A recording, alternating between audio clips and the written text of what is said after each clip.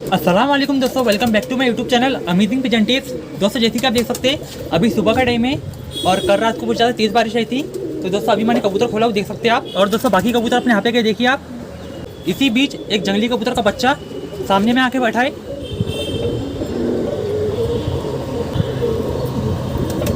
दोस्तों ये देखिए आप, ये बांस के ऊपर में बैठा है जंगली कबूतर। अगर छत के ऊपर आगे बढ़ता है तो आपको ज़रूर बताऊंगा मैं। दोस्तों ये देखिए आप, ये बैठा है जंगली कबूतर जो कि बांस के ऊपर बैठा था पहले, यहाँ पे जाके बैठा है अभी।